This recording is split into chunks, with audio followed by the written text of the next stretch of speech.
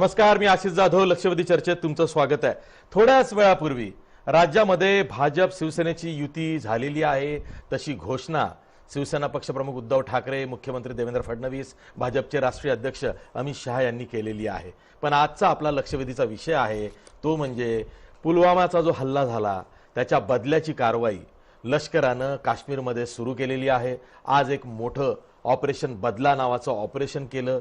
त्यामध्ये जो पुलवामा हल्ल्याचा सूत्रधार आहे अब्दुल रशीद गाझी याच्यासह आणखी 2 जैश ए मोहम्मदचे अतिरेकी त्यांना ठार करण्यात आलेला आहे. या कारवाई दरम्यान एका मेजरसह लष्कराचे 4 जवान शहीद झालेले आहेत.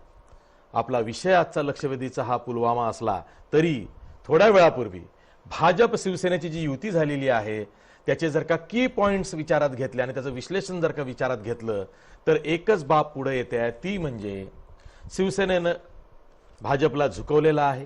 शिवसेनेपुढे भाजप नमली आहे.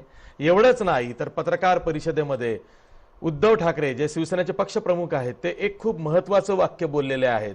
ते असं म्हणालेले आहेत की लोकसभेपुरती जागा वाटप झालेलंच आहे, त्याचबरोबर विधानसभेमध्ये केवळ जागाच समसमान नाही तर जबाबदारीचं सुद्धा समसमान वाटप होणार आहे. जबाबदारीचं जे समसमान वाटप होणार आहे असं जेव्हा उद्धव ठाकरे म्हणतायत तेव्हा उद्धव ठाकरेंना माहिती आहे की त्यांनी कोणती मागणी भाजप श्रेष्ठींसमोर ठेवलेली आहे आणि त्याला जर का होकार मिळाला असेल तर पुढचं राजकारण हे खूप इंटरेस्टिंग आहे. त्याचबरोबर या पत्रकार परिषदेमध्ये आधी मुख्यमंत्री देवेंद्र फडणवीस बोलले. ते बोलताना त्यांनी जी कर्जमाफी शेतकऱ्यांची राज्यात झालेली आहे तो विषय खरं तर इच्छा नसताना सुद्धा भाजपला मुख्यमंत्र्यांना काढावा लागलेला आहे, कारण शिवसेनेची अट होती की शेतकऱ्यांची कर्जमाफी योजना फसलेली आहे. अशा वेळी ती योजना खऱ्या अर्थानं लाभार्थ्यांपर्यंत पोहोचली पाहिजे, तिचा दिलासा मिळाला पाहिजे, हा जो त्यांचा आग्रह होता तो त्यांनी आज मुख्यमंत्र्यांकडून पत्रकार परिषदेत वदवून घेतलाय. म्हणजे देशात सर्वत्र पुलवामाच्या हल्ल्यानंतर राष्ट्रभावना चेतवली गेलेली आहे, त्याचं ध्रुवीकरण होतंय आणि त्याच वेळी स्वतः मुख्यमंत्री किंवा भाजपचे नेते नाईलाजानं का होईना शेतकऱ्यांचा कर्जमाफीचा मुद्दा राज्याच्या पटलावरती आणतायत. म्हणजे पुन्हा बॅक टू स्क्वेअर वन हे शिवसेनेमुळे भाजपला राज्यात तरी यावं लागलेलं आहे.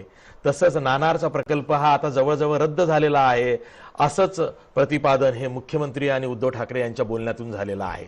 तसंच मुंबईमधले जे 500 स्क्वेअर फुटापर्यंतचे घर आहेत त्यांचा प्रॉपर्टी टॅक्स आता जवळजवळ माफ झालेला आहे, कारण ती पण एक मागणी शिवसेनेनं भाजप समोर रेटून धरलेली आहे. लोकसभेमध्ये 23 जागा शिवसेनेने घेतल्या. 2014 मध्ये शिवसेनेने 20 जागा घेतल्या होत्या.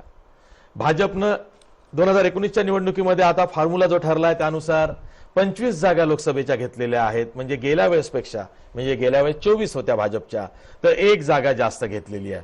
पण गेल्या वेळेस मित्रपक्षांना 4 जागा दिल्या गेल्या होत्या, तर यंदा कदाचित भाजपच्या कोट्यातून मित्रपक्षांना एखाद किंवा दुसरी जागा जाऊ शकते. म्हणजे लोकसभेच्या फॉर्म्युल्यातही शिवसेना आज भाजप विन विन सिच्युएशन मध्ये आहे. जसं उद्धव ठाकरे म्हणाले की विधानसभेचं जागा वाटप जे आहे मित्रपक्षांना जागा सोडून उरलेल्या जागा ज्या आहेत त्या समसमान असतील. केवळ जागाच नाही तर जबाबदारी सुद्धा समसमान असेल असं जेव्हा पक्षप्रमुख उद्धव ठाकरे म्हणतायत तेव्हा शिवसेनेच्या मनात काय आहे हे तुम्हाला वेगळं सांगायला नको. एकूणच काय, शिवसेनेपुढे भाजपनं नमतं घेतलेलं आहे, ती भाजपची गरज आहे. याचं कारण असं आहे की निवडणूक पूर्व आघाडी एनडीएला करायची असेल आणि तसं पत्र हे राष्ट्रपतींकडे द्यायचं असेल आणि दुसरीकडे विरोधक हे 26-27 तारखेला पुन्हा बसतायत आणि त्यामध्ये ते निवडणूक पूर्व आघाडी करून तसं पत्र राष्ट्रपतींना देतायत. त्यांच्या आधी आपण हालचाल केली पाहिजे आणि म्हणून सेना भाजपचे हे सगळे नेते इतक्या तातडीने एकत्र आले. राज्यात युती झालेली आहे, देशाच्या पातळीवरती झालेली आहे आणि आता इथून पुढे पुन्हा सेना भाजपचा संसार सुरू होणार आहे. पण आपण राजकारणाविषयी बोलतोय. देशात जे सध्याचं वातावरण आहे ती देशात संतापाची लाट उसळलेली आहे. ते पुलवामाच्या दहशतवादी हल्ल्याला घेऊन राजकारण होतच राहील. ती न थांबणारी प्रक्रिया आहे. भाजपनं संयम सोडला असेल, शिवसेनेनंही तो सोडावा लागला असेल शिवसेनेला, तो भाग वेगळा. पण आपण पुन्हा पुलवामाच्या मुद्द्यावरती चर्चा करणार आहोत. संतापाची जी लाट देशभरात उसळलेली आहे, लोकांच्या भावना अनावर झालेल्या आहेत, तीव्र झालेल्या आहेत, त्या बरहुकूम आज लष्कराकडून जम्मू काश्मीरमध्ये, खास करून काश्मीरच्या भागामध्ये पुलवामा जिल्ह्यात लष्करी कारवाई हाती घेण्यात आली आहे. ऑपरेशन बदला हे जे ऑपरेशन आहे ते आज दिवसभर पहाटेपासून राबवलं गेलं. त्यामध्ये जसं मी आधी सांगितलं की 3 हार्डकोअर टेररिस्ट दहशतवादी जैश ए मोहम्मदचे त्यांना ठार करण्यात आलेला आहे. त्यात जो अब्दुल रशीद गाझी आहे हाच खऱ्या अर्थानं पुलवामा हल्ल्याचा सूत्रधार होता असं सांगितलं जात आहे. याच्या व्यतिरिक्त आणखी 2 कमांडर्सना ठार करण्यात आलेला आहे. पण या कारवाई दरम्यान भारताकडून एका मेजरसह 3 जण हे शहीद झालेले आहेत, काही जण जखमी झालेले आहेत. पण त्या व्यतिरिक्त भारत सरकारनं जसं पाकिस्तानचा मोस्ट फेवर्ड नेशन हा दर्जा दुसऱ्या दिवशी काढून घेतला होता, तसं जागतिक पातळीवरती पाकिस्तानला एकटं पाडण्यासाठी जगाचं सहकार्य घेण्याचं काम सुरू आहे. परराष्ट्र सचिव विजय गोखले हे वेगवेगळ्या दूतावासातल्या अधिकाऱ्यांशी भेटीगाठी घेत आहेत. त्याचवेळी भारतानं पाकिस्तानच्या वस्तूंवरचं जे आयात शुल्क आहे ते 200% वाढवलेलं आहे. हा एक मोठा झटका पाकिस्तानला भारतानं दिलेला आहे. तसंच P5 नेशन्स म्हणजे जी 5 प्रमुख राष्ट्र आहेत ज्यांच्याशी भारताचा आणि पाकिस्तानचा करार मदार चालतो, अमेरिका, चायना, रशिया, UK आणि फ्रान्स, या 5 राष्ट्रांसह 25 देशांना भारतानं पाकिस्तान पुरस्कृत दहशतवाद कशा पद्धतीनं चालतो याची सविस्तर माहिती दिलेली आहे. पुलवामामध्ये पाकिस्तानचा हात कसा आहे, पाक पुरस्कृत दहशतवादी कसे आहेत, पाकिस्तान त्यांना कसा आश्रय देत आहे हे सांगितलेलं आहे. तसंच काश्मीरमध्ये जसं मी आधी म्हणालो दहशतवाद्यांविरोधात लष्करी कारवाई हाती घेण्यात आलेली आहे. जिथं म्हणून पाकिस्तानचे किंवा पाकिस्तानातले किंवा स्थानिकांना पाकिस्ताननं ट्रेन करून पुन्हा काश्मीरमध्ये पाठवलेले असे जवळपास 330 दहशतवादी सध्या जम्मू काश्मीरमध्ये कार्यरत आहेत. त्यांना हुडकून काढून त्यांना ठार मारण्याची मोहीम ऑपरेशन बदला भारतीय लष्करानं हाती घेतलेला आहे. त्यावर आपल्याला चर्चा करायची. आपल्यासोबत मान्यवर पाहुणे आहेत. आपल्या स्टुडिओमध्ये कर्नल राजन फडके आहेत, माजी लष्करी अधिकारी. त्याचबरोबर आपल्यासोबत विश्व हिंदू परिषदेचे विभाग मंत्री प्रकाश वाड आहेत. तसंच आपल्यासोबत पुण्याहून भाजपचे प्रवक्ते विनायक आंबेकर आहेत. काँग्रेसचे प्रवक्ते अतुल लोंढे आपल्यासोबत आहेत नागपूरहून. तसंच आपल्यासोबत सामाजिक कार्यकर्ते डॉक्टर विश्वंभर चौधरी हे पुण्यावरून आहेत. मी सर्वांचं या चर्चेत स्वागत करतो. प्रास्ताविक लांबलं त्याबद्दल दिलगिरी व्यक्त करतो, कारण शेवटी राजकारण आहे, ते कुठल्याही विषयात कधीही घुसतं, तसं ते आपल्या चर्चेतही घुसलं. आणि मी सुरुवातीलाच विश्वंभर चौधरी यांच्याकडे जातो. विश्वंभर चौधरी, देश सध्या एका वेगळ्या समयातून चाललेला आहे. कठीण समय आहे, भावना अनावर आहे. शवपेट्या जवानांच्या बघितल्यानंतर प्रत्येक भारतीयाच्या मनात दाटून येत आहे. राजकारण थोडंसं बाजूला ठेवावं असं वाटतं, पण तरी सुद्धा राजकारण होतंय, नाईलाज आहे.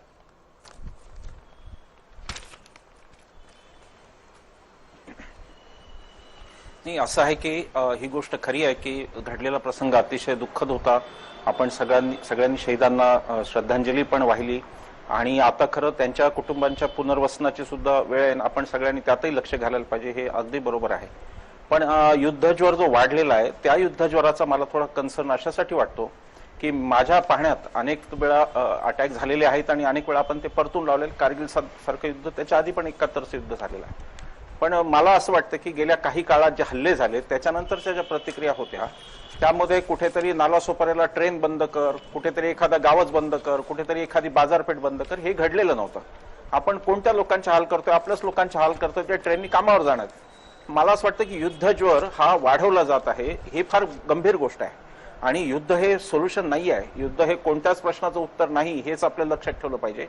एक भ्रम पसरवला जातो काश्मीरींबद्दल आणि देशभरात त्यांच्यावर अटॅक होत आहेत अशा बातम्या पण येतात काही काही ठिकाणाहून, सर्व ठिकाणाहून नाही, की काश्मीरींशी आपलं युद्ध नसून आपलं युद्ध खरं पाकिस्तानशी हे आपण समजून घेतलं पाहिजे. आणि पाकिस्तानशी युद्ध आहे म्हणजे तिथल्या एका वेटरशी, तिथल्या एका कोणा कर्मचाऱ्याशी, तिथल्या एका कोणातरी व्यापाऱ्याशी आपलं युद्ध नसून पाकिस्तानी या स्टेटशी आपलं युद्ध आहे. पाकिस्तानी नागरिकांशी आपलं युद्ध नाही, पाकिस्तानी या स्टेटशी आपलं युद्ध आहे. आता पाटणकर साहेबांच्या व्याख्यानातून मी आलो आणि ते असं सांगत होते की 89 पर्यंत काश्मीर शांत होता, 47 ते 89. 40 वर्षात काही घडलं नव्हतं, नंतर गोष्टी वेगाने घडायला लागल्या. तर काश्मीरचा प्रश्न हा युद्ध, राजकारण आणि आता मारा कापा ज्या प्रकारचा उन्माद मला सोशल मीडियावर दिसत होता फार भयावह आहे. मारा, कापा, जाळून टाका, काश्मीरला जाळा, पाकिस्तानला जाळा, हे शक्य नाही आहे आणि हा उन्माद पण योग्य नाही आहे. कारण एक आंतरराष्ट्रीय दबाव आपल्यावर असतो, आंतरराष्ट्रीय राजकारण पण असतं आणि म्हणून युद्ध हे युद्ध आहे, ते युद्धाच्या ठिकाणीच खेळलं गेलं पाहिजे. आता दुर्दैवाने असं दिसतंय की ते सोशल मीडियातून खेळलं जातंय आणि ते फार मोठ्या प्रमाणावर माध्यमं सुद्धा, मलाही माध्यमांचं एक वाईट वाटतंय की माध्यमं सुद्धा युद्धज्वर फार वेगळ्या प्रकारे वाढवत आहेत. माध्यमांनी तो वाढवायला नको असं माझं प्रामाणिक मत आहे. आता यात राजकारण कोणी आणलं हा जर आशिष आपला प्रश्न असेल तर राजकारण कधी सुरू झालं हे बघा. सर्जिकल स्ट्राईक्स पासून राजकारण सुरू झालं. त्याच्या आधी आत्ताच पाटणकरांनी सांगितलं देशात अनेक वेळा सर्जिकल स्ट्राईक झाल्या, पण कोणत्याही आधीच्या पंतप्रधानांनी त्याची श्रेय घेणं, त्याच्यावरती राजकीय प्रचार करणं, मी कसा यशस्वी केलं नव्हतं. कारण स्ट्रॅटेजीज असतात, मिलिटरीची धोरणं असतात, ती अशी उघडपणे सेलिब्रेट करायची नसतात. जर तुम्ही सर्जिकल स्ट्राईक सेलिब्रेट केली असतील तर आता पुलवामामध्ये जे काही घडतंय त्याचं अपयशही तुम्हाला घ्यावं लागेल. आणि हे मी नाही, हे नितीन गडकरी म्हणलेत की नेत्यांना असं श्रेय घ्यावं लागतं तसं अपयशही घ्यावं लागतं. सर्जिकल स्ट्राईक ही जर तुमच्यामुळे झालेली गोष्ट होती तर पुलवामा ही पण जाहीर आहे की तुमच्याकडून झालेली गोष्ट आहे. आणि म्हणून त्या सीमेवर राजकारण कोणी सुरू केलं हा मुद्दा आहे. हे राजकारण सुरू जे झालं ते कोणत्या कॅम्पमधून सुरू झालं हा मुद्दा आहे. आणि मग आता म्हणजे उरीचा सारखा सिनेमा काढायचा, युद्धखोरीला बढावा द्यायचा, तिथे सगळा प्रचार करून घ्यायचा, सर्जिकल स्ट्राईकचा प्रचार करायचा, लष्कर जसं काही 47 ते 14 काहीच करत नव्हतं, झोपून होतं, अशा प्रकारचा दावा उभा करून तिथे राजकारण करायचं. आणि मग आता पुलवामाचा जाब मात्र लोकांनी विचारला, म्हणायचं की राजकारण करू नका, तुम्ही देशद्रोही आहात.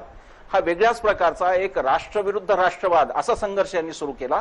त्या राजकारणात ही सगळी याची मुळे आहेत. मला सत्ताधारी पक्षाला मला हात जोडून विनंती करायची आहे की हा आगीचा खेळ तुम्ही खेळू नका, त्याला थेट राष्ट्रद्रोहाशी जोडू नका. आणि राष्ट्रभावना, कारण राष्ट्र म्हणजे चतुस्सीमा नाही, राष्ट्रामध्ये म्हणजे त्यामध्ये राहणारी माणसं, जे 40 सैनिक मेले, गरीब घरातली ती मुलं होती, त्यांचे आई वडील बेसहारा झाले, त्यांची मुलं बेसहारा झाली. तुम्ही तर युद्धज्वर वाढवाल, तुम्ही तर एसी ऑफिसमध्ये बसून म्हणाल की आता युद्ध झालं पाहिजे वगैरे, पण मरणार जे आहेत ती सामान्य माणसं आहेत, ती अतिशय गरीब कुटुंबातली मुलं आहेत. आणि त्यामुळे युद्धज्वर वाढवता कामा नये. माझी सत्ताधारी पक्षाला हात जोडून विनंती आहे की इलेक्शन जवळ आहे म्हणून युद्धज्वर वाढवू नका, त्याचे परिणाम, गंभीर परिणाम देशाला भोगावे लागतील. आणि ह्याही भ्रमात राहू नका की युद्ध केलं की तुम्ही जिंकाल, कारण युद्ध आणि युद्धखोरी यातला फरक आता भारतीय जनता जाणते. डॉक्टर विश्वंभर चौधरींनी थेट मुद्द्याला हात घातलेला आहे आणि त्याचमुळं आपणही स्पष्ट बोलूया. आणि माझी ही नेहमीच भूमिका राहिलेली आहे की कोणत्याही मुद्द्यावरती आडेवेडे न घेता स्पष्ट बोललं पाहिजे, तरच ते लोकांना भिडतं. तिथं आपण स्पष्ट नाही बोललो तर मग काहीतरी लपून छपून चर्चा करण्यात, काही तसा आव आणण्यात काय अर्थ नसतो. आणि म्हणूनच मी विनायक आंबेकर तुम्हाला असं विचारतो, एक तर आपण फुल फ्लेज वॉर पाकिस्तान बरोबर पूर्ण युद्ध करू शकतो का? तशी आपली मानसिकता आहे, ठीक आहे, पण तशी परिस्थिती आज आहे का? खरं तर इम्रान खान किंवा पाकिस्तान ज्या आर्थिक संकटात आहे त्यांना युद्ध हवंय, कारण युद्ध जोर देशात माजला की लोक तहानभूक विसरतात आणि राष्ट्रवादाचा उदो करतात. निवडणुकीच्या तोंडावरती भारतातही तसं होऊ शकतं, पण खरंच आपल्या सिक्कीम आणि अरुणाचलच्या सीमेलगत चीन सुद्धा आहे. मग अशा वेळी आपण युद्धाची भाषा किती करायची?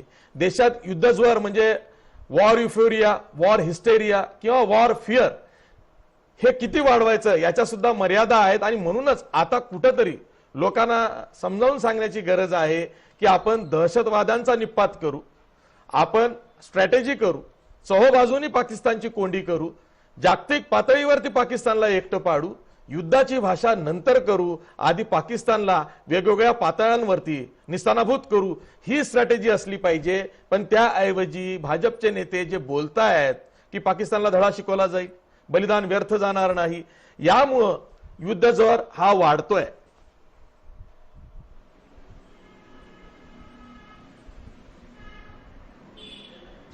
खरं तर युद्धज्वर हा भाजपमुळे वाढतोय असं विश्वंभर चौधरी जे म्हणाले, त्याच्या मागे विश्वंभर चौधरी एक मिशनरी आहेत आणि त्यांचं मिशन हे मोदी विरोध हे आहे, हे आपण लक्षात घेतलं पाहिजे. ते खरंच चांगल्या अर्थाने काम करतात मिशनरी म्हणून, त्याबद्दल त्यांना धन्यवाद.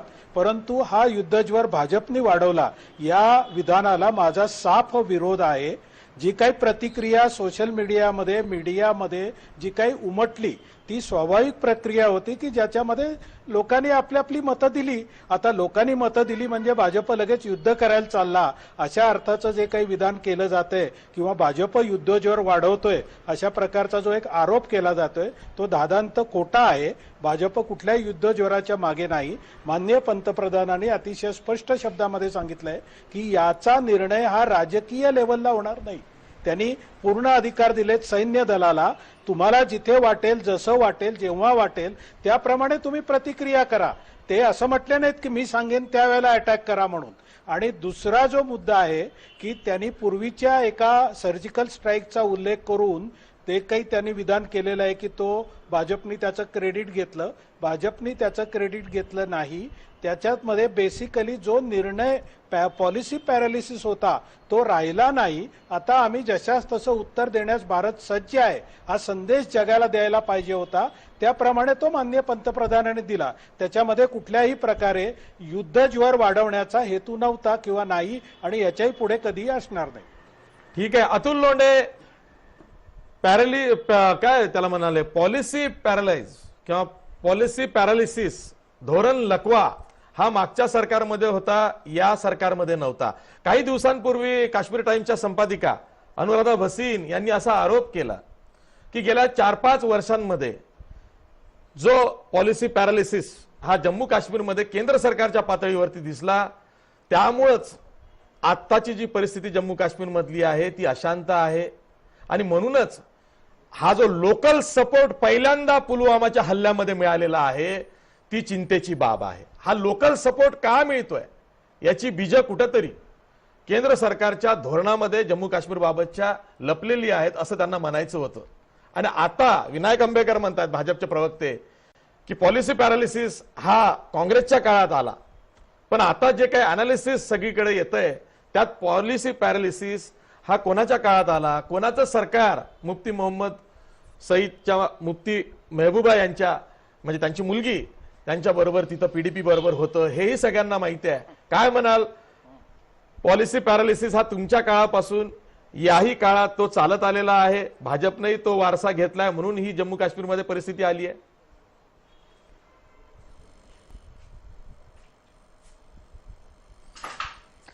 असं आहे आशिष की आताची जी वेळ आहे ती काँग्रेस पक्षासाठी तरी भाजपने काय केलं हे सांगण्याची नाही आहे, तर भाजप सरकार म्हणून जे काही करल त्याच्या पाठीशी आम्ही ताकदीने उभा आहोत. विरोधी पक्ष म्हणून आज देश एक झाला पाहिजे, ती आमची भूमिका आहे.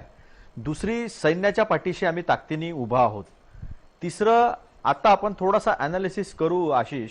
लोकांसमोर आहे 1989 साली मुफ्ती मोहम्मद सईद यांच्या मुलीसाठी काय झालं, 1999च्या प्लेन हायजॅकमध्ये जो अझर मसूद जो आहे त्याचं नाव आता मिटवण्याचा प्रयत्न सुरू आहे. मेन की कॉन्स्पिरेटर जो आहे तो याच्यामध्ये आहे. या सगळ्या पॉलिसीज ज्या आहेत त्या सगळ्या पॉलिसीज आपण पाहिल्या, त्याचे परिणाम भारताने काय भोगितले ते सुद्धा आपण पाहिलेलं आहे. जर या देशाचे प्रधानमंत्री असं जर म्हणत असतील मोदीजी की मी सगळे सैन्याला अधिकार दिले, तर त्यांनी लक्षात ठेवावं, या देशामध्ये सैनिक राज नाही, या देशामध्ये लोकशाही आहे, लोकांनी निवडून दिलेलं सरकार आहे. आणि कुठलाही निर्णय हा पॉलिटिकल निर्णय असतो, तो युद्ध घेण्याचा असो कुठलाही असो. त्यांना कदाचित कल्पना नसेल की जे रेड बटन आहे, न्यूक्लिअर पॉवर आहे, आपण तिन्ही शेजारी राष्ट्र पाकिस्तान, चायना आणि India, we both these 3 countries are nuclear power countries. आणि याचा रेड बटन जे आहे ते प्रधानमंत्र्याच्या हातात असणार आहे, प्रधानमंत्र्याच्या हातात आहे. शेवटला निर्णय जो आहे तो पॉलिटिकल निर्णय असणार आहे. सैन्याला तुम्ही कुठेही पॉलिटिकल निर्णयामध्ये इन्व्हॉल्व करण्याची गरज नाही. ही लोकशाही राष्ट्र आहे, पहिली गोष्ट. दुसरी गोष्ट, संपूर्ण देश हा सैन्याच्या पाठी उभा राहत असताना प्रधानमंत्र्यांनी कारवाई करावी. विरोधी पक्ष पूर्ण ताकदीने उभा आहे, उगाच तोंडाच्या वाफा निवडणुकीमध्ये उभं राहून बोलण्यासारख्या करू नये. आज मला काल जर कुठल्या गोष्टीचं वाईट वाटलं तर ते वाईट वाटण्याचं एकच कारण आहे. पुन्हा एकदा सांगतो मी, पूर्ण ताकदीने आम्ही सरकारच्या पाठीशी उभा आहोत. पण वाईट याचं वाटलं की माझे 2 सैनिक जेव्हा त्यांचा अंत्यसंस्कार त्या बुलढाण्यामध्ये होत होता तेव्हा माझ्या राज्याचा मुख्यमंत्री आणि माझ्या देशाचा प्रधानमंत्री इकडे निवडणुकीचं भाषण करत होते पांढरकवड्यामध्ये. ही गोष्ट काय म्हणायची आपण याला? मला टीका करायची नव्हती, पण ज्या पद्धतीने हे बोलतात, काय केलं यांनी? इंटरलॉकेटर पाडगावकर होते, त्यांच्या समितीने दिलेल्या शिफारशींचं काय केलं यांनी? जेव्हा पूर आला होता, पुरानंतर जेव्हा थोडा विरोध झाला त्यावेळेस कटोरे घेऊन त्या व्हॉट्सअपवर प्रचार केला की जब जरूरत पडती है तो हमारे सामने कटोरे लेके आते. अरे राष्ट्र म्हणजे काय आहे? भारत माता म्हणजे काय आहे? भारत माता म्हणजे या देशातली फक्त भूमी नाही आहे. ही भारत माता तुम्ही आम्ही सगळे लोक मिळून बनत आहोत. ही भारत माता आहे, त्या सगळ्यांना भूमी नाही नुसती, त्या भूमीतल्या लोकांना पण आपलं म्हणावं लागेल. या सगळ्या गोष्टी आहे, याच्यामध्ये आपण गेलो तर खूप काही निघेल. पण आज महत्वाची गोष्ट ही आहे की सरकारने कुठला निर्णय घ्यावा, नक्की घ्यावा. आम्ही त्यांच्या पाठीशी विरोधी पक्ष म्हणून पूर्ण ताकदीने उभा आहोत. जर अनालिसिस काढावा लागला तर अतिशय वाईट पद्धतीने तो अनालिसिस होईल, अतिशय ग्राउंड लेवलवर जाऊन होईल. फॉरेन पॉलिसीचे डायनामिक्स, त्याच्यामध्ये वर्ल्ड पॉलिटिक्समध्ये आपण कोणत्या ठिकाणी आहो, अटलांटिकमध्ये आपली काय पोझिशन आहे, इंडियन ओशनची काय पोझिशन आहे, इथपासून सगळ्या गोष्टी निघतील आणि उगाच ते चर्चा जी आहे ती वेगळीकडे जाईल. आज देश एका वेगळ्या उंबरठ्यावर उभा आहे. 30 वर्षानंतर एवढा मोठा 30 वर्षात एवढा मोठा हल्ला कधी झाला नव्हता. एवढा मोठा हल्ला झाला ते सगळं मनात लागलेलं आहे लोकांच्या. पण तरी पण एक गोष्ट, जसं विशंबर चौधरी बोलले ते जबाबदारीनं बोलले. ते काय मिशनरी वगैरे असं कोणाला टाळून असं होत नसते. त्यांनी आमच्यावरही फार टीका केली, पण आम्ही त्यांच्या टीकेला कधी असं वाईट पद्धतीनं उत्तर दिलं नाही. एक गोष्ट खरी आहे, युद्धज्वराचे परिणाम अमेरिकेने काय भोगेतले आहे. आज ट्रम्प सारखा युद्धज्वरात ठेवणारा माणूस शेवटी तालिबानला सांगितलं त्यांनी की आम्ही आता इथून सैन्य बाहेर काढतोय. आज ही गोष्ट देशासाठी अतिशय महत्वाची आहे, कारण की मेडिटेरियन भूमध्य सागरापासून पाकिस्तानपर्यंत हे सगळं उघडं पडणार आहे. आता याच्यामध्ये कुठलाही वर्ल्ड पॉवर राहणार नाही आहे आणि त्याची झळ ही भारताला भोगावं लागू शकते. त्यामुळे आता भारताला जास्त कणखर होण्याची गरज आहे. या अनालिसिसमध्ये तुम्ही काय केलं आणि आम्ही काय केलं याच्यामध्ये काँग्रेसला काही इंटरेस्ट नाही आहे. आम्ही देश म्हणून, राष्ट्र म्हणून पूर्ण ताकदीने उभा आहो आणि अमेरिका जी अफगाणिस्तानमधून चालली आहे आणि तालिबानला नंगा नाच करण्यासाठी पाकिस्तान आणि तालिबान हे क्षेत्र जे ओपन ठेवलेलं आहे, त्याच्यामुळं आज कुठली गोष्ट मीडियानी पण ही समजून घ्यावी. कुठली गोष्ट असेल तर राजकारणामध्ये आता आपण फॉरेन पॉलिसी, आता आपण सैन्य, आता आपण करणाऱ्या कारवाया त्या आणू नये. आपण एक दिलानं उभं राहिलं पाहिजे आणि पूर्ण ताकदीने मीडियाने सुद्धा याच्यामध्ये जबाबदारीची भूमिका निभवली पाहिजे, अशी माझी हात जोडून विनंती आहे. ठीक आहे, मी पुन्हा विनायक आंबेकर यांच्याकडे जातो, त्यांना काहीतरी बोलायचं. पण विनायक आंबेकर, त्याआधी माझा प्रश्न आहे का, एक आक्षेप घेतला जातोय की तुम्ही सकाळी 11 वाजता सर्वपक्षीय बैठक बोलावली जाते दिल्लीमध्ये, सर्व विरोधी पक्षाला बोलावलं जातं आणि त्याच वेळी पंतप्रधान नरेंद्र मोदी विदर्भात येऊन राजकीय सभा घेतात. तेव्हा विरोधी पक्षाला काही दुसरं काम नाहीये, त्यांनी सरकारने बोलवलेल्या बैठकीला जायचं आणि त्या बैठकीला हजर न राहता पंतप्रधान राजकीय सभेत जातात. हा पण आक्षेप आहे. लोक ते विसरत नाहीत, लोक बघतात.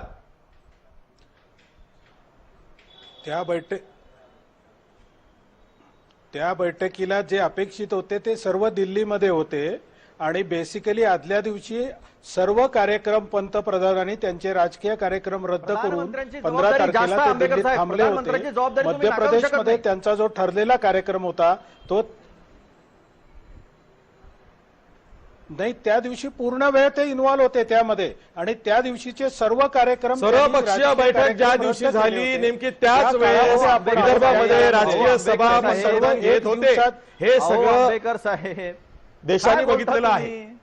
त्याचं लाईव्ह प्रक्षेपण झालेलं आहे. एकीकडे सर्वपक्षीय बैठक सुरू आहे, तिथं पंतप्रधान उपस्थित नाहीयेत आणि दुसरीकडे पंतप्रधान जाहीर सभा घेत आहेत विदर्भात. हे सर्व देशाने बघितलेलं आहे.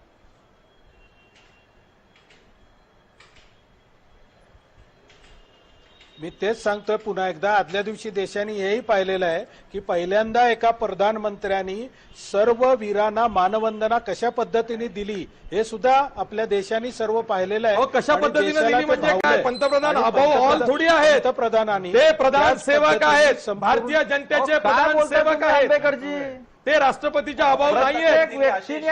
आतापर्यंत सगळ्या पंतप्रधानांनी दिली. हा, हे काय तुम्ही वेगळंच सांगताय. त्यांनी ज्या पद्धतीने पंतप्रधान हे देशाचे प्रथम प्रधान सेवक आहेत.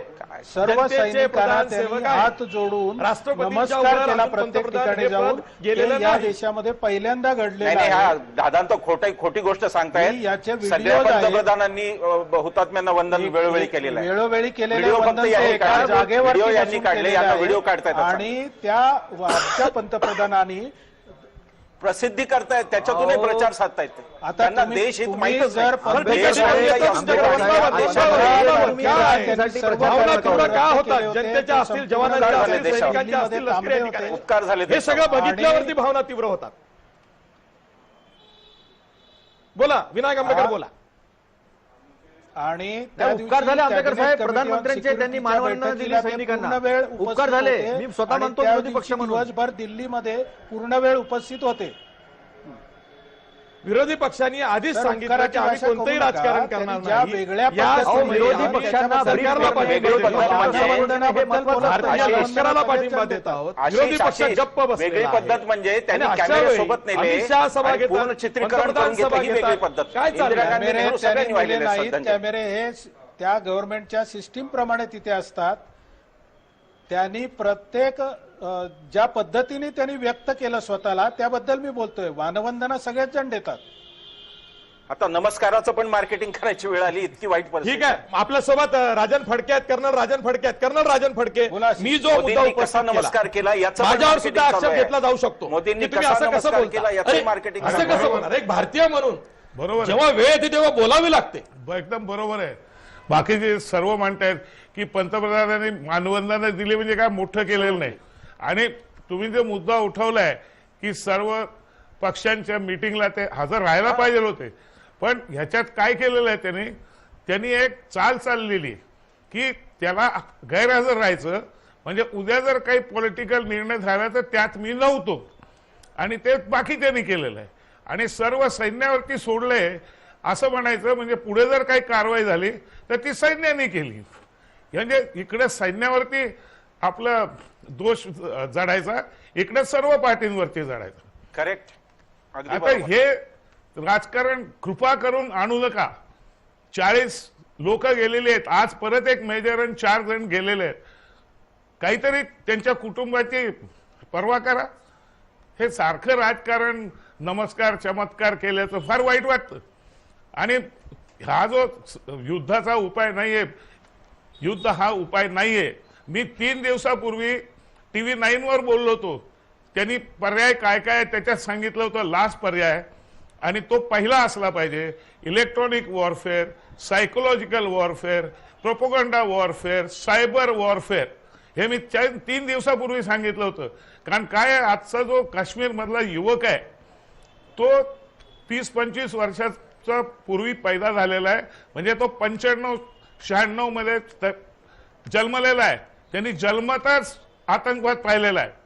आणि त्याच्यामुळे त्याच्यावरती जे सायबर, आता व्हॉट्सअप वगैरे मधनं जे ISI वगैरेच्या साईट्सनी जो प्रोपोगंडा होतो आणि त्याचं मन जे दूषित केलं जातं, ते आपण बदलायला पाहिजे. फक्त युद्ध करा, जावा तिकडं, मरा तिकडं, असं करण्यात नाही. कारण तुम्हाला कोण परवानगी देणार नाही, कोण करूनही देणार नाही. आणि युद्ध म्हणजे एक दिवसात निर्णय घ्यायचा नसतो. त्याचं उदाहरण म्हणजे 71ला जेव्हा माणिकशॉने सांगितलं होतं इंदिरा गांधींनी की तुम्ही एप्रिल-मे मध्ये जा, ते त्यांनी सांगितलं होतं आमची तयारी नाही, पाऊस येईल, आता पासेस उघडतात एप्रिलमध्ये, चायना पण काय करू शकतं, तर आम्ही आमच्या सांगितल्या वेळेवरती जातो. आणि त्याच्या आधी त्यांनी उदाहरण दिलं होतं की बायबलमध्ये पहिल्या चॅप्टरमध्ये God said let there be light and there was light, स्वातंत्र्य दिलंय. बी वॉर अँड मगाशी देअर बी तुम्ही वॉर वेगळं होणार बोलत नाही. होता, आता तुम्ही वेगळं बोलताय. वेगळं नाही बोलत आहे, जेव्हा वेगळं मी नाही म्हटलं बोलत आहे. मी सैन्याला स्वातंत्र्य म्हणतोय दिलं, बायबलचा तेव्हा संदर्भ तुम्ही मला देतोय, शिकवत लेट देअर होता बी की लाईट तो अँड राजकीय निर्णय असतो. There was light. अहो, पाकिस्तानला धडा शिकवला पाहिजे, ही प्रत्येकाची इच्छा आहे. पाकिस्तानला धडा शिकवला पाहिजे, पण योग्य वेळी शिकवला पाहिजे. त्याचं राजकारण होता कामा नये, हे सुद्धा भारतीयांना वाटतंय. बाकीची बंदी आणाल तुम्ही.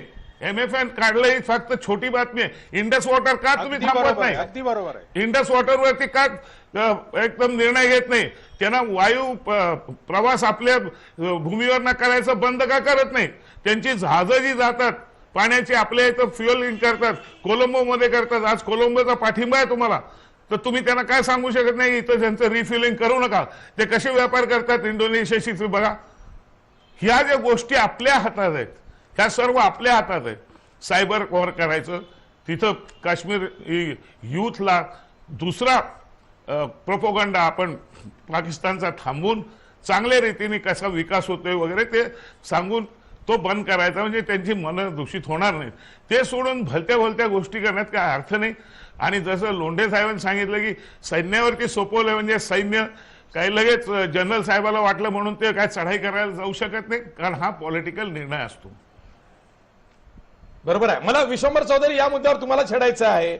सैन्याला सर्वाधिकार दिले या वाक्याचा अर्थ लागत नाहीये. ते सर्वाधिकार जम्मू काश्मीरमध्ये कारवाई करण्याचे आहेत का? ते सर्वाधिकार युद्ध छेडण्याचे आहेत का?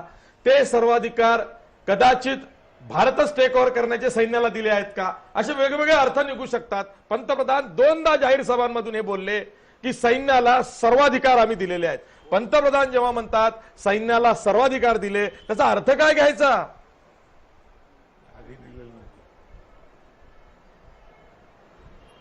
आशिष, मी फक्त या प्रश्नावर मी लगेच येतो, 1च मिनिटात येतो. मला यांचा एक मुद्दा मला जो अजिबात आवडला नाही आणि तो कोणाही राष्ट्रप्रेमी नागरिकाला आवडणार नाही की आता तुमचा लाडका पंतप्रधान म्हणून आधीच्या 14 पंतप्रधानांची तुम्ही बदनामी नाही करू शकत. पंडित नेहरूंनी पण श्रद्धांजली वाहिल्यात, इंदिरा गांधींनी पण वाहिल्या.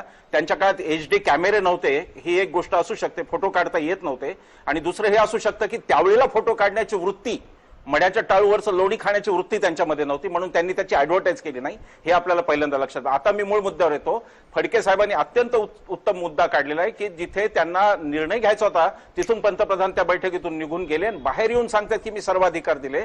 पंतप्रधानांनी, भारतीय जनता पक्षाच्या कोणत्याही प्रवक्त्यांनी मला सांगावं की सैनिकाला सर्वाधिकार देण्याचे अधिकार भारतीय राज्यघटनेच्या कोणत्या कलमान्वये पंतप्रधानांना दिले ते एक त्यांनी मला सांगावं. एक तर सगळ्या सेना दलाचे प्रमुख राष्ट्रपती असतात, पंतप्रधानांचा सल्ला हा आतली गोष्ट आहे, ती बाहेर सांगायची गोष्ट नाही. आणि तुम्ही सर्वाधिकार देता, इट्स अ पॉलिटिकल प्रोसेस. त्या अर्थाने मी आंबेडकर साहेबांचं अभिनंदन करतो की पहिले पंतप्रधान ठरलेत मोदी, ज्यांनी हे सांगितलं की मी सैन्याला सर्वाधिकार दिले. 62 मध्ये हे नेहरूंनी सांगितलं नव्हतं, स्वतः निर्णय घेतले होते पाकिस्तान चायनाच्या युद्धाचे. 65 मध्ये लाल बहादूर शास्त्रींनी सांगितलं नाही, स्वतः निर्णय घेतले. 72 ला इंदिरा गांधींनी हे सांगितलं नाही, स्वतः निर्णय घेत होते.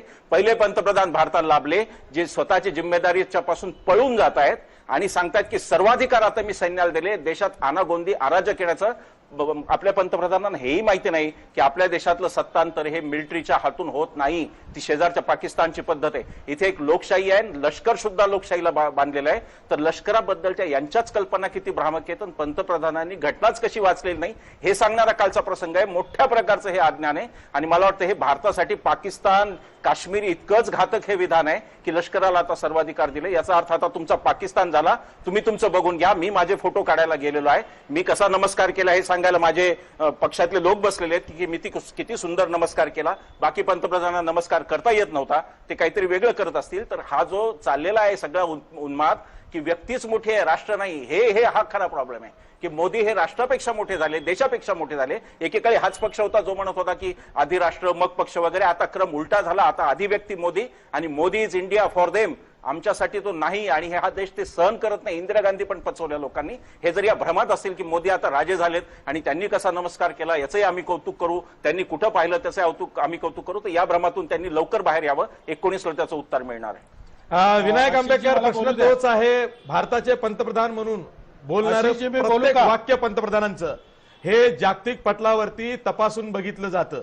आणि हे जे वाक्य आहे की सैन्याला सर्वाधिकार दिलेले आहेत, हे सुद्धा जागतिक परिप्रेक्षामध्ये तपासून बघितलं जातं. त्याचे वेगवेगळे अन्वयार्थ काढले जातात. तशी बघण्याची वृत्ती बाहेरच्या जगाची भारताकडे होते आणि म्हणून आक्षेप घेतला जातो. आता काहीच बोलायचं नसेल तर भाग वेगळा, का ऐकूनही घ्यायचं नसेल तर भाग वेगळा, पण यावरती बोललं पाहिजे, बोलावं लागतं. शेवटी भारत हा लोकशाही प्रधान देश आहे. आपण ती डोक्यावरती उचलून चालतोय. बोलू का? बोला.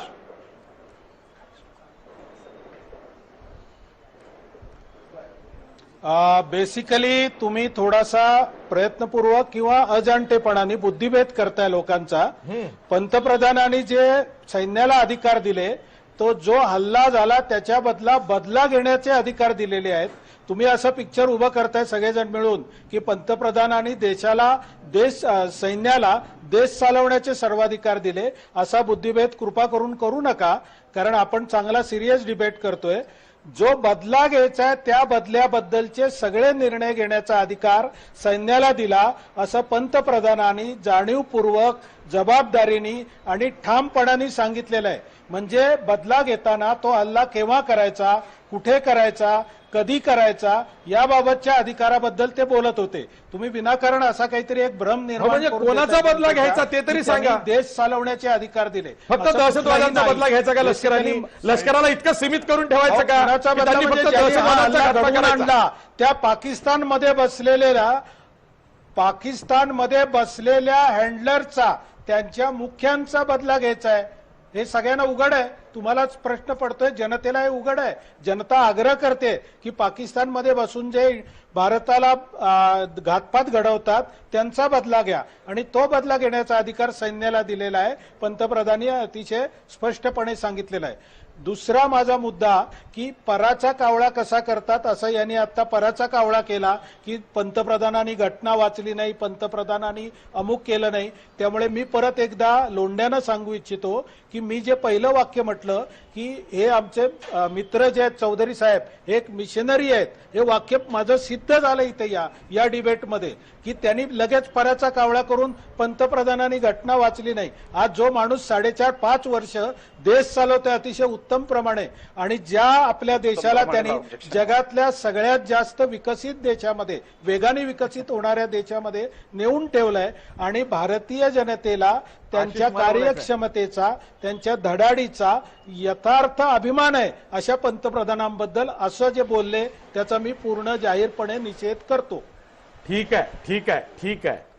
भाजपची ती भूमिका आहे, भाजपचा तो दावा आहे, पण आपल्याला चर्चा करायची आहे. कारण देशामध्ये युद्ध जोर माजणं हे देशाच्या हिताचं नाहीये.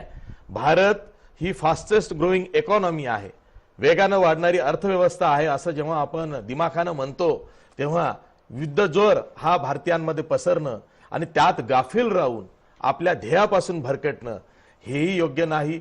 जेव्हा आपल्याला ज्या ज्या पद्धतीनं पाकिस्तानची कोंडी करता येईल ती आपण करणार. जेव्हा युद्धाची वेळ असेल तेव्हा छाती पुढं करून भारत युद्धही करेल. पण कधीही पाकिस्तान बेसावध आहे, आपण बेसावध आहोत. आता सध्या तशी परिस्थिती नाही आणि अशा वेळी आपण युद्धाची भाषा करतोय तर मग आपल्याकडे काय रोडमॅप आहे?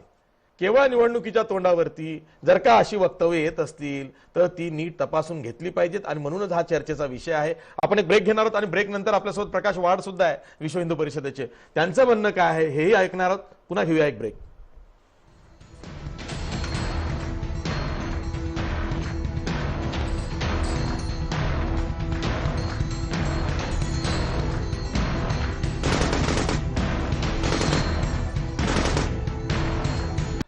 ब्रेक नंतर पुन्हा तुमचं स्वागत. तुम्ही बघताय लक्षवेधी. आपल्यासोबत प्रकाश वाड आहेत, विश्व हिंदू परिषदेचे विभाग मंत्री आहेत, प्रवक्ते आहेत.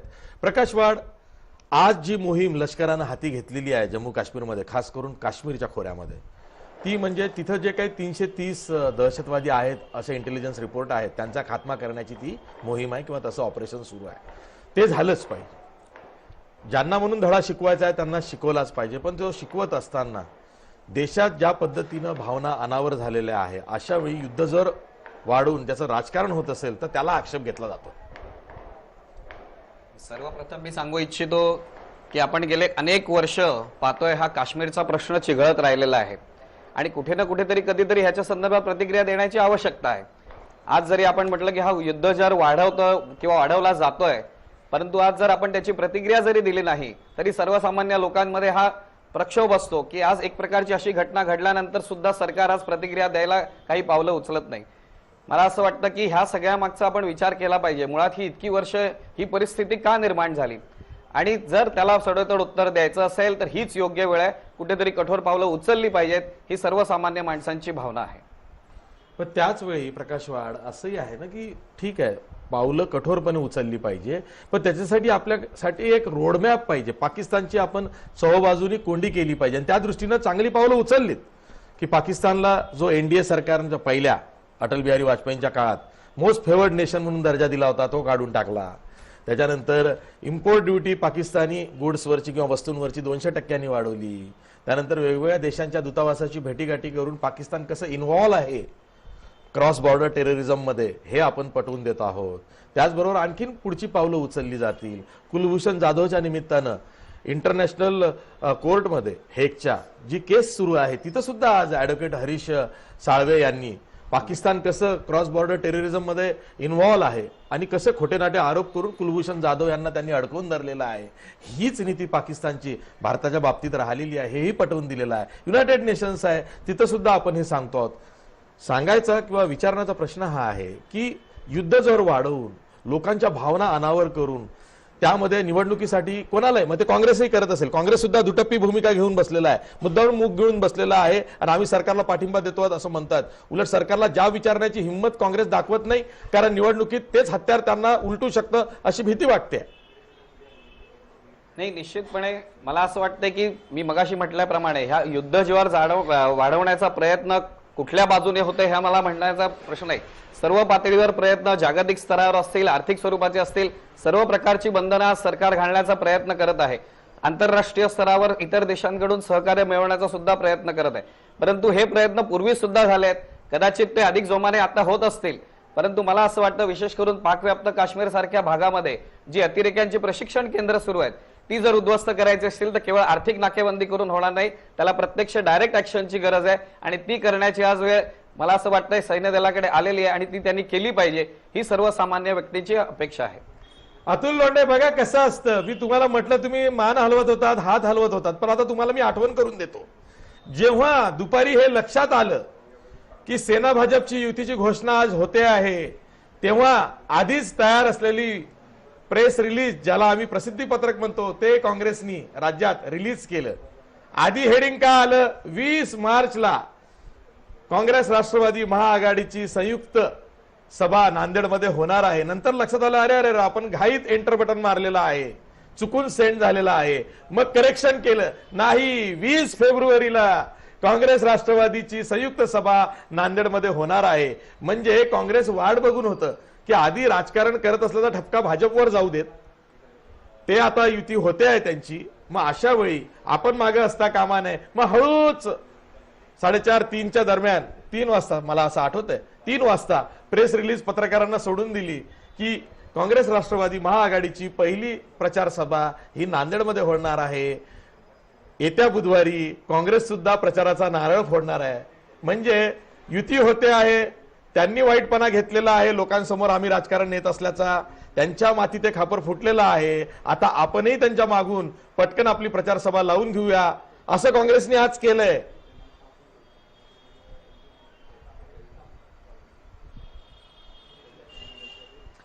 आशिष, तुम्हाला असं वाटतं का की काँग्रेस राष्ट्रवादीला माहित नव्हतं ही शिवसेना भाजप युती होणार आहे? नाही नाही, हे तर सगळ्यांना माहित होतं युती होणार आहे म्हणून. आशिष, याची तयारी सर्वपक्षीय, हा मग प्रश्न उरतो कुठे? पण काँग्रेसच्या हे लक्षात आलं, काँग्रेसच्या हे लक्षात आलं की आज युतीची घोषणा झाल्यावरती उद्या सर्व वर्तमानपत्राच्या आणि टीव्ही चॅनल्सच्या रात्रीपासूनच हेडलाईन्स या युतीच्या घोषणेच्या राहतील आणि त्यामध्ये आपल्याला कुठलाही शेअर मिळणार नाही. म्हणून ही प्रचार सभेची प्रेस नोट आली आहे.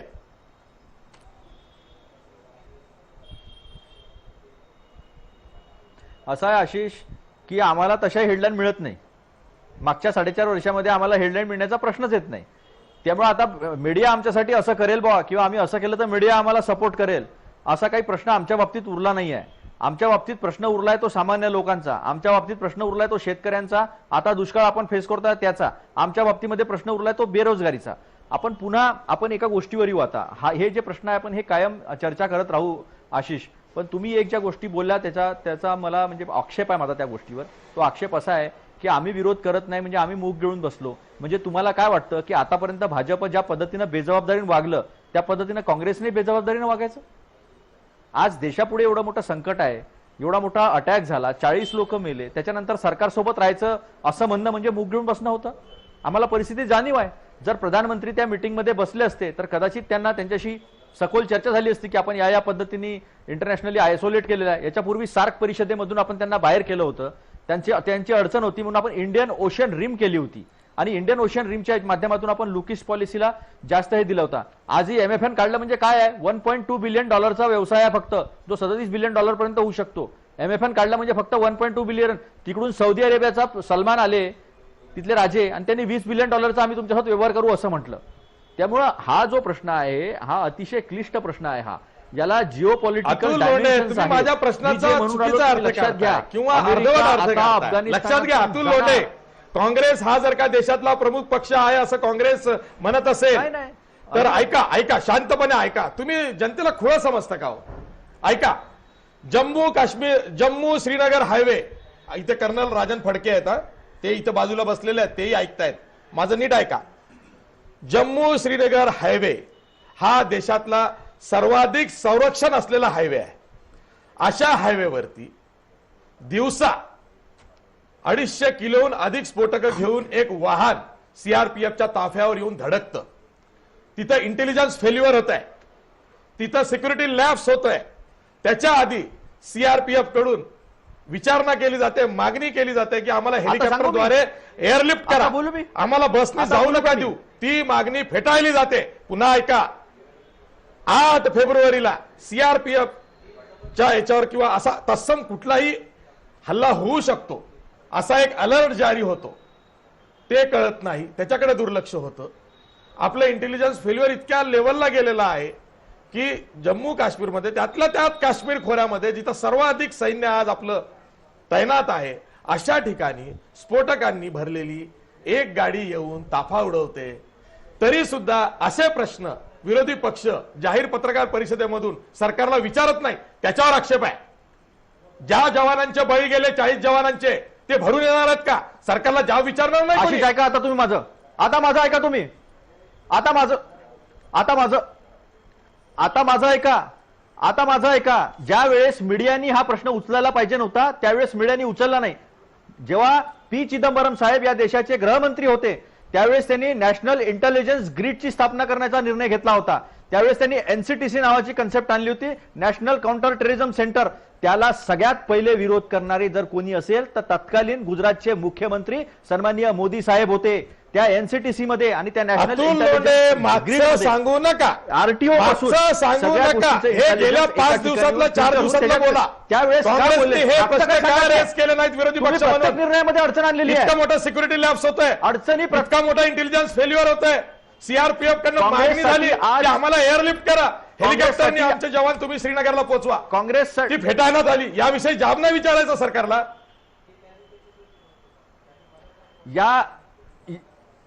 या गोष्टीचा जाब जो आहे तो विचारला जाईल. पण आताची परिस्थिती ही देशासाठी गंभीर आहे. आज देश एकदिलानं उभा राहिला पाहिजे आणि विरोधी पक्ष म्हणून जबाबदारीनं जे वागलं पाहिजे ते काँग्रेस जबाबदारीनं वागत आहे. काँग्रेस सरकारच्या पाठीशी उभा आहे. सरकारने जे बोलले आहे सरकारने आजपर्यंत, आम्ही सरकारमध्ये असताना असं झालं पाहिजे तसं पाहिलं, जे सल्ले दिलेले आहे ते त्यांनी करावं. आम्ही त्यांच्या पाठीशी उभा आहोत. आज देशाची हीच गरज आहे आणि काँग्रेसला आपल्या जबाबदारीचं भान आहे. त्याच्यामुळे काँग्रेस बेजबाबदारपणे वागणार नाही. काँग्रेस भाजपा नाही, काँग्रेस देशभक्त पक्ष आहे आणि काँग्रेस देशाच्या संकटाच्या काळामध्ये कुठलंही राजकारण करणार नाही. विनायक आंबेडकर कालचंच विधान घ्या, विनायक आंबेडकर कालचंच अमित शहाचं विधान घ्या जाहीर सभेतलं की हे काही काँग्रेसचं सरकार नाहीये, हे भाजपचं सरकार आहे. आम्ही जसाच तसा धडा देऊ, बलिदान व्यर्थ जाणार नाही. याचा अर्थ काय घ्यायचा हो जनतेनी? प्रत्येक वेळेस टिमकी वाजवायची, जनतेने फक्त मुख घेऊन ऐकायचं? याचा अर्थ एवढाच घ्यायचा की एक समर्थ सरकार आज देशामध्ये आहे आणि जर काही परकीय आक्रमण किंवा परकीय असं काही जर घातपात घडवून आणत असतील तर त्याला समर्थपणे उत्तर देईल असा त्याचा सरळ अर्थ आहे. दुसरा कुठलाही अर्थ त्याच्यातून काढण्याचं कारण नाही. ठीक आहे. कर्नल राजन फडके, राजकारण या राष्ट्रीय पक्षाच्या पातळीवरती होत राहील. एवढाच अर्थ आहे त्याचा. राजकारण हे राष्ट्रीय पक्षांच्या पातळीवरती होत राहील. पण जे साधे साधे प्रश्न आहेत सर, तुमची हयात गेलेली आहे काश्मीर खोऱ्यात, सीमेवरती. तुम्ही त्या सगळ्या पुलवामा, बारामुला आणि त्या सगळ्या भागात होतात. मला तुम्हाला एक असा प्रश्न विचारायचा आहे सर की जिथं ज्या नॅशनल हायवेवरती देशातलं सर्वाधिक जास्त प्रोटेक्शन आहे त्या नॅशनल हायवेवरती भर दुपारी अशी घटना होते आहे सर. लोकल सपोर्ट घेऊन 250-300 किलो स्फोटक घेऊन एक वाहन धडकतं, इंटेलिजन्स फेल्युअर होतं, सिक्युरिटी लॅप्स होतो. हे साधे प्रश्न विचारावे लागतील ना सर? हे प्रश्न निश्चितच विचारले पाहिजेत की असं काय बदली झालेला आहे कॉन्व्हॉय ड्रिल मध्ये. मी असताना जेव्हा कॉन्व्हॉय ड्रिल अशी होती की आर्मी, सीआरपीएफ, पॅरामिलिटरी फोर्सेसचे कॉन्व्हॉय जे आहेत, कारण आता विंटर लागलेलं आहे, हिवाळ्यात तिथं एकदाच कॉन्व्हॉय वरनं खाली येतो श्रीनगरहून, एकदाच कॉन्व्हॉय खालनं वर जातो, तर बाकी इसेन्शियल गोष्टी पण पोचवायच्या असतात. पण ह्या कॉन्व्हॉयचा रूल हा आहे की आर्मी कॉन्व्हॉय जेव्हा श्रीनगरहून चालतो, म्हणजे आर्मी कॉन्व्हॉय याचा अर्थ बाकी सगळे सिक्युरिटी फोर्सेस, तेव्हा शेवटची गाडी जेव्हा बनिहाल क्रॉस करती त्यावेळेसच सिव्हिल वाहनांना परवानगी रस्त्यावरती यायला दिली जाते. त्याच्या आधीमध्ये कोणालाही येता येत नाही. आणि तो जेव्हा कॉन्व्हॉय बनिहाल क्रॉस करून रामबनला येतो, रामबनला लंच हॉल्ट करतो, तेव्हा सिव्हिलियन कॉन्व्हॉय बनिहालला हॉल्ट करावा लागतो. आणि मग असा तो कॉन्व्हॉय पुढे रामबनवरनं बटुटला जातो, त्याच्यानंतर हा बनियालचा कॉन्वॉय, सिव्हिल कॉन्वॉय चालू होतो आणि मग तो उधमपूर जम्मू पोहोचल्यानंतर 1 तासांनी सिव्हिल कॉन्वॉय येतात. ही ड्रिल मी असेपर्यंत होती, परवापर्यंत होती, पण आज ती का बदलली गेलेली आहे ह्याची मला कल्पना नाही. परत मी 3 मुद्द्यांना फक्त हात घालतो की आपले प्रवक्ते आंबेकर साहेब म्हणले की सवलत दिलेली आहे पूर्ण, याचा अर्थ त्यांनी त्यांचे जे पलीकडे बसलेले हँडलर्स आहेत त्यांना शोधून ठोकून काढावं. अहो त्याचा अर्थच ते होतो की सीमा पार करायच्या आम्हाला ऑर्डर्स नाही आहेत, ते सरकारलाच घ्यावा लागतो. आणि त्यांचे कॅम्प्स आणि हँडलर्स काही सीमेलगत बसलेले नाही आहेत, ते जवळजवळ 50-60 किलोमीटर दूर आहेत. मग तिथे जाऊन आपण मनुष्यबळ पाठवून परत येऊ शकत नाही एका रात्रीत. मग त्यासाठी मिसाईलचा वापर करावा लागतो. मग ती परवानगी कोण देणार? लोकशाही राष्ट्र आहे, मार्शल लॉ नाही आहे. परत दुसरी गोष्ट जे संविधानाबद्दल बोललं गेलं, नेहमी 370 येतं, पण 370चा अर्थ किंवा ते अबॉलिश करायची जे आहे, मला जे वाचनात आलेलं आहे त्याच्यामुळे मला एवढं समजतं की 370ला आंबेडकर साहेबांचा विरोध होता. आणि 370 कलम हे परमनंट नाहीये, it is temporary and transient for 10 years. आपण 10 वर्षात अबॉलिश केले नाही, ते अबॉलिश करण्यासाठी संसदेची जरूर नाहीये. परत सांगतो, संसदेची मतदान म्हणजे मेजॉरिटीची जवळ नाहीये. सुप्रीम कोर्ट किंवा प्रेसिडेंट ऑर्डर काढून अबॉलिश करू शकतो. तो दिशाभूल करू नये कोणाची जनतेची की आम्हाला मेजॉरिटी नव्हती म्हणून आम्ही केलं नाही आणि आम्हाला आहे म्हणून आम्ही थांबलेलो. ठीक आहे, माझा वेळ संपलेला आहे विनायक आंबेकर, पण शेवटी 10 सेकंद बोला.